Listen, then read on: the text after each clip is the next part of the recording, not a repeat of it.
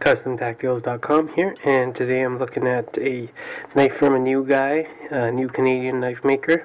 He's been making custom scales for the Spyderco Mannix and some other folders for quite a while now on a CNC machine. This is his first foray into knives, and his name is John Grimsmo. This is called the Norseman.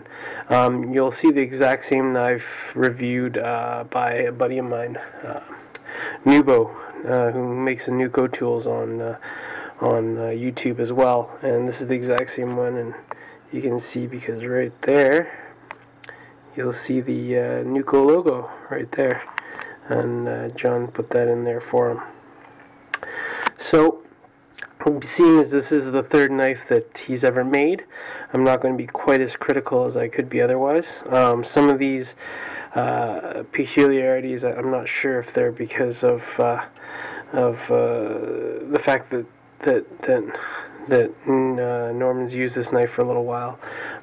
He sent it over to me to shoot a review because he thought that I may be able to give some insight into the knife that he might not have.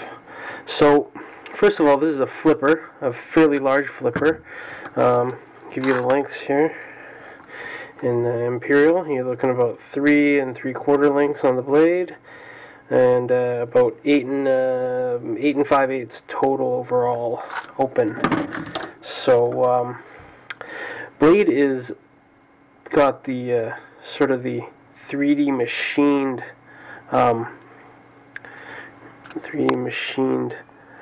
grind on it. I'll zoom up there. I'm getting some weird light reflections on from the changing the color here. It's RWL 34 steel. Pretty decent steel. As you can see, it's numbered 003. The third knife. The first knife went to John himself, second one to his brother Eric, and the third one went to Norm. This is a very sharp knife. Norm takes good care of his blades, I take it, which is why it's so sharp, because it's definitely been used to cut a couple things. Overall, couple of things I noticed that maybe because it's early on, got some growing pains. The finish is not 100%. It looks like he tried to do a couple of things, and I'm not sure what happened. And then there seems to be some funny, not sure what that is there, finishing on the recess for the lock bar. And in general, there seems to be some over polishing over all these little honeycomb patterns here. I would have liked to see them a little crisper, maybe a little bit more crisper down the back here, and the spine of the blade just without that sort of rounded edge you get when you've polished it a little too much. I would like to see some of those crisper edges and crisper lines that you'll see on a good custom folder. But aside from those finishing issues, which I'm assuming will get better in time, because from what I've seen, John's scales are fantastic. So I think it's just a matter of time before he nails it on these. Norman was saying that the new batch that he saw is actually even better. So these ones have a ball bearing type of a pivot. As you can see, you might be able to see sort of a recess in there, and I guess the ball bearings sit within that structure that's there, that blue thing. I'm not sure what, it's sort of a thick washer, I guess it's drilled out to have some ball bearings in it.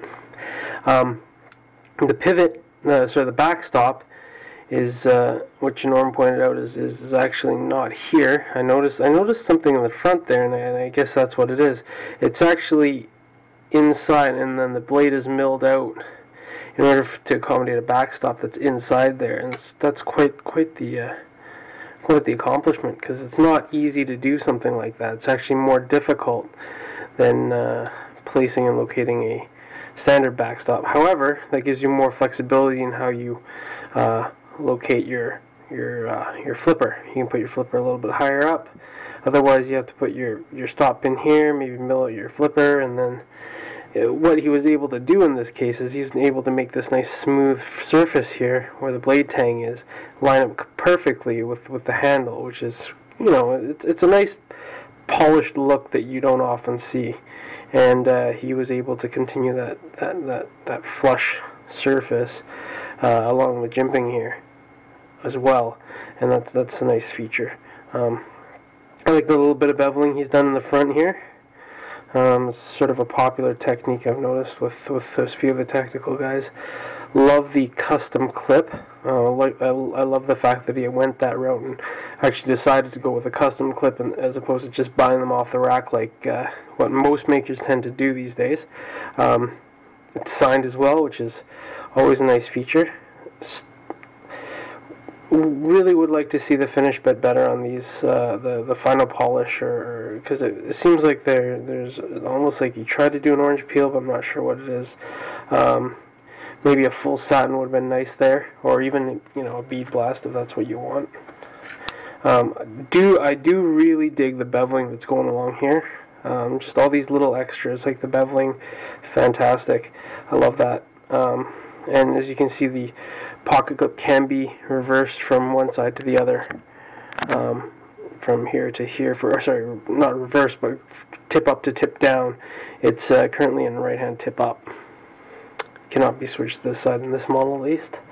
I'm sure John would be happy to customize that for you. But then, of course, you know, you probably wouldn't want to do that unless you're a lefty, in which case you just have the entire knife designed for a lefty. Really nice. The blue thumb stud here, single-sided. You probably won't need it since you got the flipper, but always good to have a thumb stud when you need it. I mean, sometimes in close quarters, you know, sometimes you're better off doing that. But the flips pretty nicely. It's not the strongest flipper, but it's not the weakest either. Works pretty good. You do have to give it a little bit of juice, but pretty easy to repeat. Good size. Feels really smooth in the hand. One thing about the slightly over polished finish on this is that it's super smooth to hold, so it feels really good. Might not have the cleanest look, but it's nice to hold.